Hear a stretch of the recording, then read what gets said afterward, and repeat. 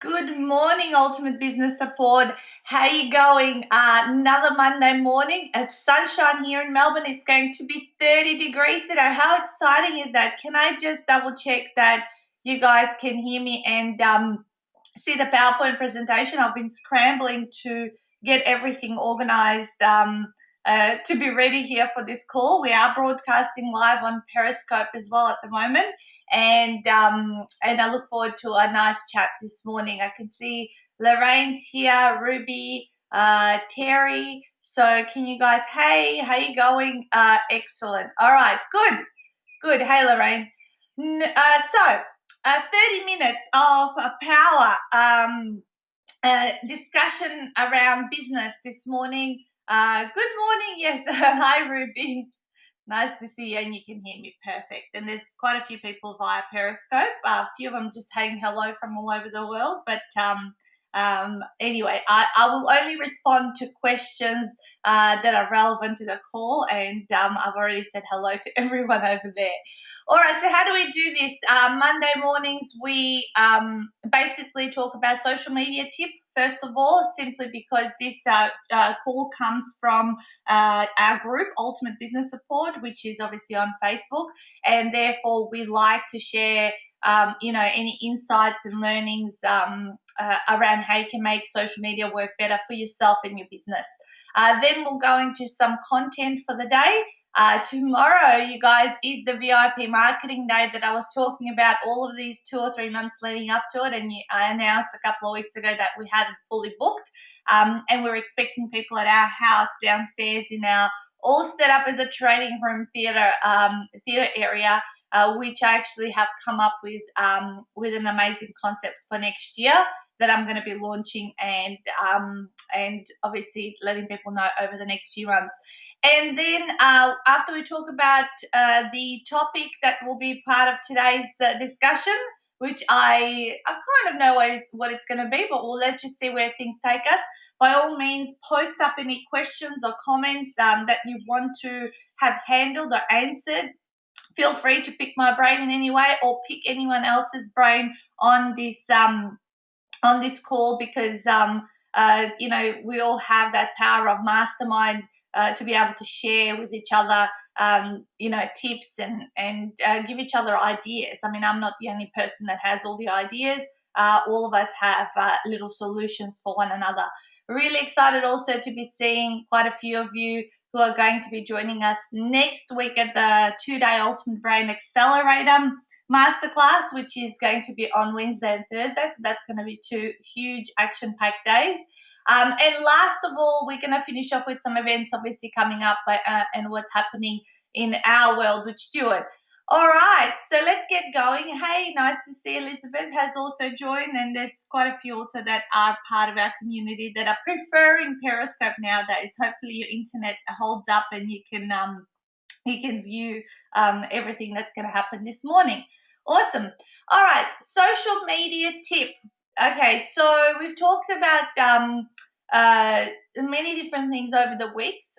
What I would probably encourage is to start asking more questions to get your community engaged and interacting. I notice when people ask questions, a lot of people jump on the posts and actually comment. Obviously, having a comment on a post is a lot more powerful than just having likes.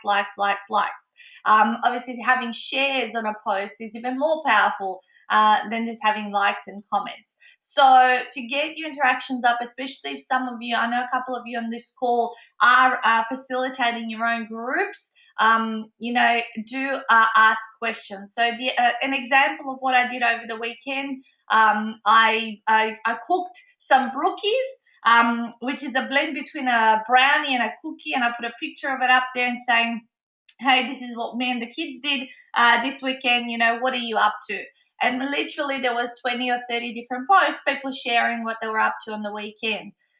It's important. People love to obviously share about what they're doing. Everyone wants to feel and be important, and that it allows them and gives them the space to do that.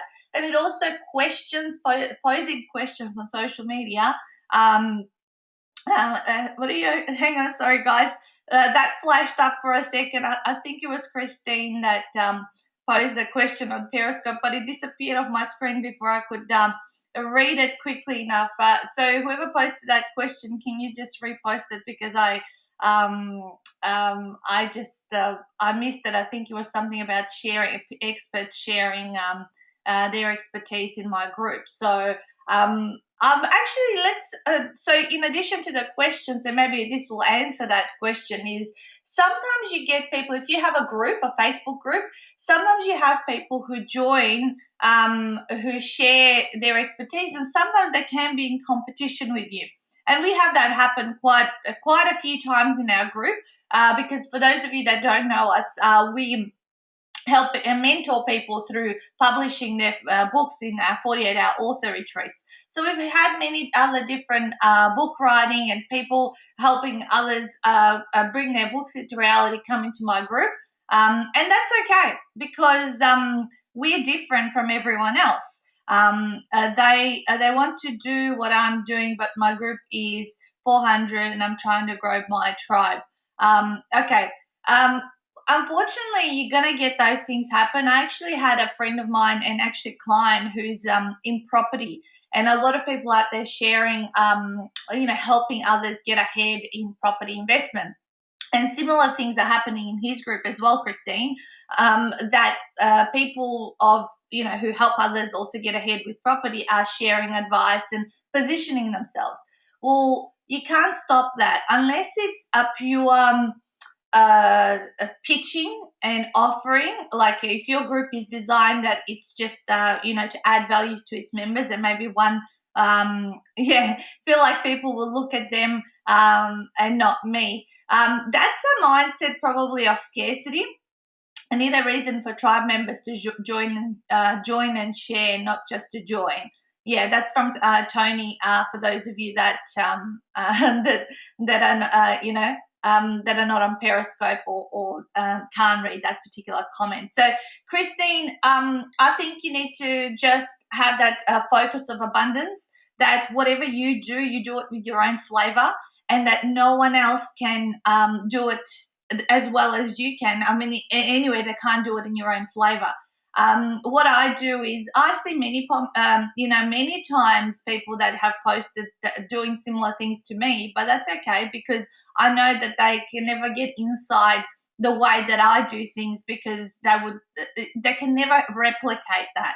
And the right clients that are meant for you and for me and everyone else on this call are always going to end up with us, and the others will end up with other people.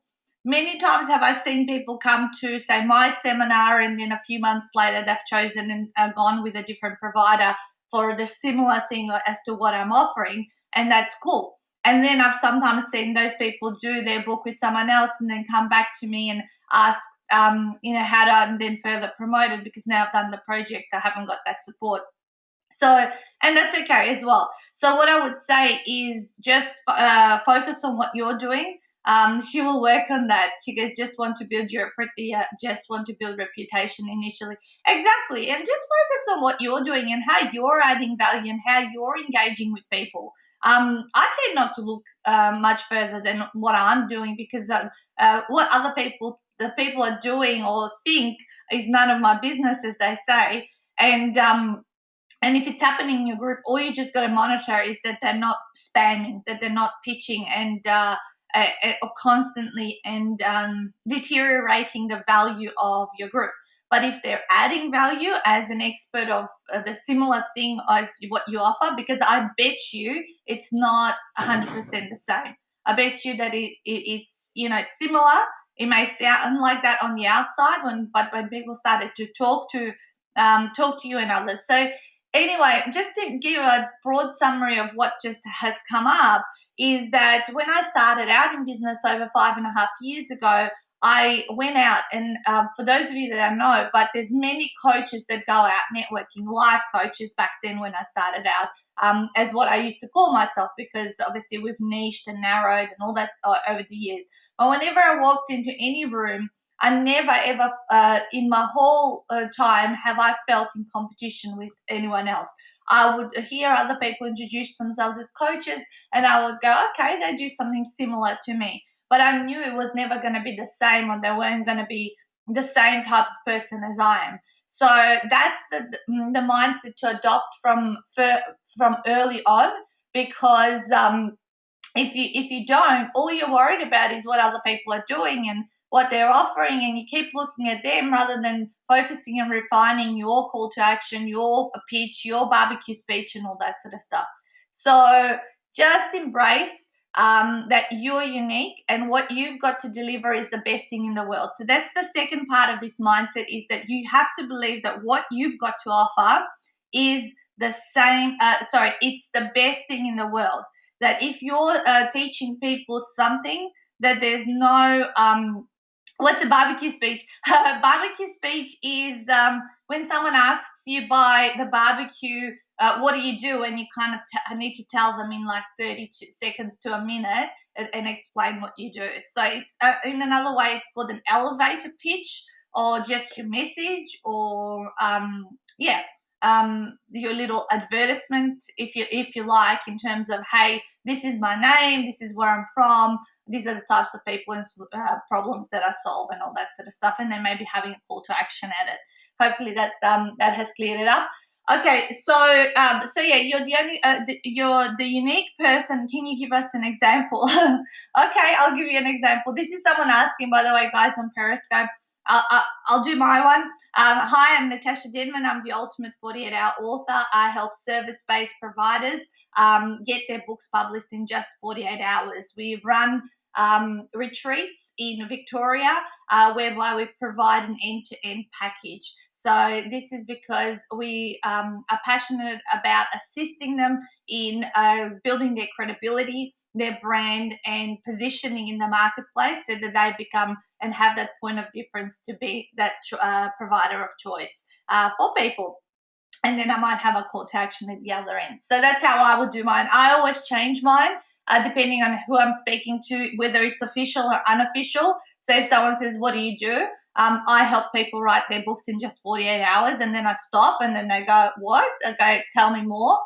So then we keep going, and they ask me to tell them more. Okay, so back to what I was just saying before. So make sure that you believe you're unique, and second thing is make sure that what you do, you yourself think is the best thing in the world. That people would just be crazy to miss out and not do work with you. So that's the two things you have to believe, because if you don't believe that the service or a product that you're actually delivering is the best thing in the world, then people also will feel that, they'll smell it on you, and therefore they're less likely to do business with you. Cool, awesome. So what I'm going to do now is, we're nearly halfway through. Wow, and we always have different things that come up, randomly from a question from the audience or the people listening. So what other questions? Now, please post up any questions. They don't have to be relevant to what I've just talked about. They can be anything small business related. Someone on Periscope just earlier just asked, what is a call to action? So while I'm waiting for someone else to post something up to keep our awesome discussion going this morning, I'll answer what that is. So a call to action is when you've introduced yourself, you've told people what you do, maybe an enticing offer that's going to make someone take action with you. So for me, it might be, hey, I'd like to offer today a 30-minute free jumpstart your book session for the first 5 people in the room. So if you heard me, what I've just said, obviously the Jumpstart Your Book has got an outcome focus. So when people spend that 30 minutes with me, they would have that, clarity and get their book project started. Second thing is I put down for how many people and how long it goes for. So I've put some scarcity around it, and you might then say, look, the first 5 people to contact me will get this done, and I might add a value to it. It's valued at $500 since I charge $1,000 an hour. So that's a call to action. You might have a call to action. I've got an event coming up next week. It's running on this day, this time, and you might do a special ticket price for that particular event to invite people. So the call to action is always going to be different depending on where you are. Also, we have got a I didn't. The person's asking me where did I do my MBA? I never did an MBA. I don't have an MBA. I have learned everything in business by doing and experience. So I've been in business 5.5 years. So I've got a degree in psychology and psychophysiology. That's my tertiary qualifications, but I have never done an MBA. I think the best MBA is when you actually out there in the world. I've read a lot of books. I've done a lot of courses. I've done a lot of marketing masterclasses and things like that. So that's where it's all come from. And a lot of people ask me, have I done specific mastermind programs, and how do I know all this stuff? Well, I know all this stuff because I just do it and take action. Cool. All right. So just to tie up a call to action, at different things that you attend, whether it's a networking event or perhaps if you're a speaker at an event or you are doing a course, what you want to do is have different calls to action.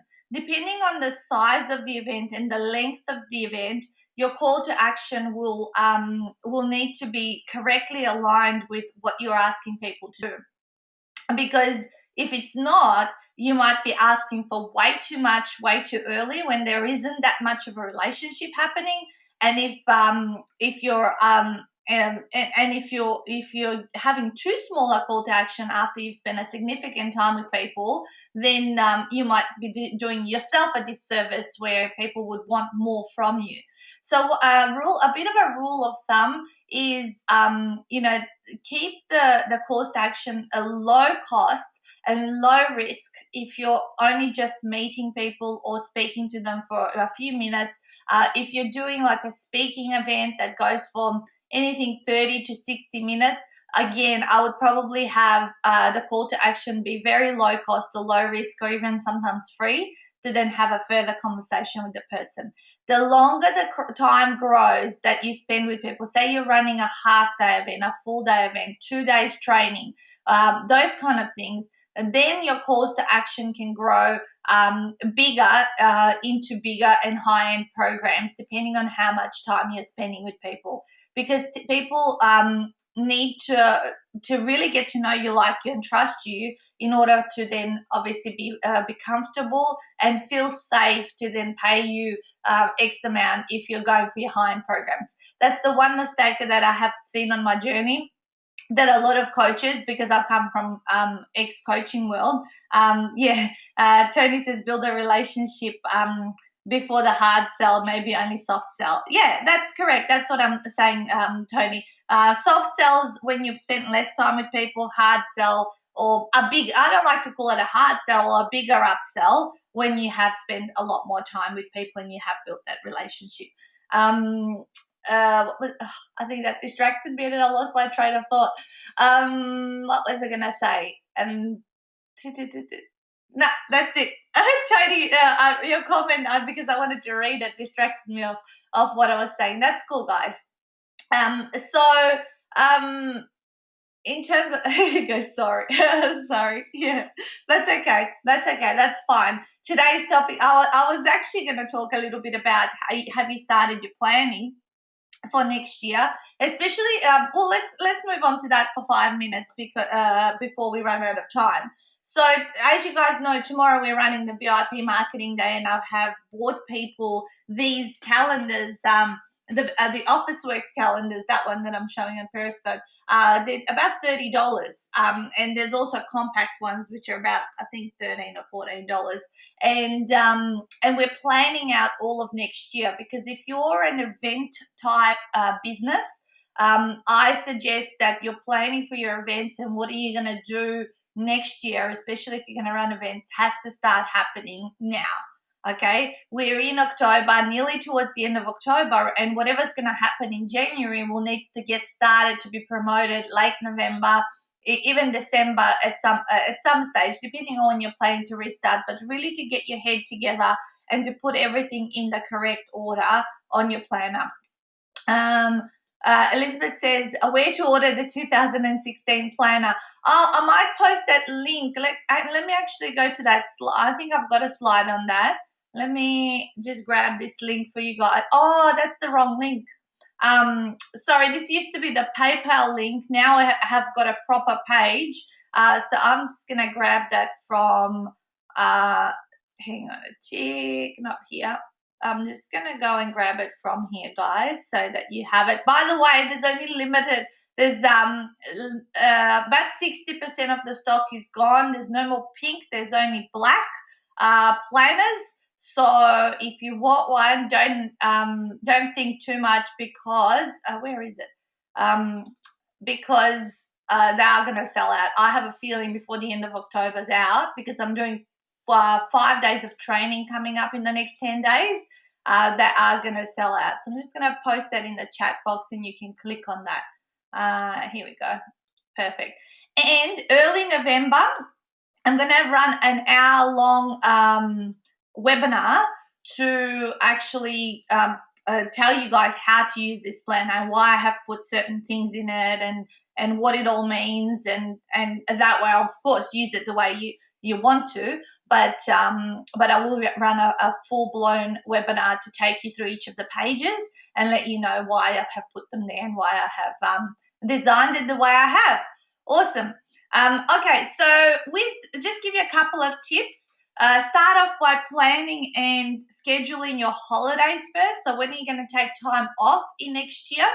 And then the next step is schedule in your high-end programs. So if you're going to run, say, an event or like we do retreats, that you schedule those. So everything else that happens is a lead into those because, of course, you got to run events before the big event happens in order to build trust and get to know people and for them to check you out and see if they're a suitable match to work with you. So the networking events that you attend, I would schedule in last because obviously you're doing it from order of importance. You need to do the things that are going to keep your business going and going to bring in the leads. Certainly networking does that as well. However, it's the last thing and the bonus thing that you're doing to then keep maintaining and building those relationships and building your tribe. So that's what I would do. And color coordinate your planner with different things. Like, for example, in the one that you're seeing pictured in front of me right now, which is the actual diary, if you like, I color coordinate in blue, black, green, and red. And basically, black are my business appointments. Green are my regular client meetings or conversations or a session. I don't work with people one-on-one, but those people that are working with me that have time with me, I would put in with green. Red are the red hot leads, so new potential business coming in goes in red, and blue are my family, commitments or appointments or fun things that I'm doing with my family. So that's how I color coordinate my actual diary planner. The one on the wall really just has blue and black. And blue is obviously the family time and the time off and the holidays, and the black is the business stuff. And then I put little ticks along them, along the things as I complete them. So I have also worked a couple of weeks ago, worked on my vision board. I might be able to show people on Periscope the vision board. So I've worked on my vision board where I have got my manifesto and different things on there that I've put the different places and little sayings and things like that.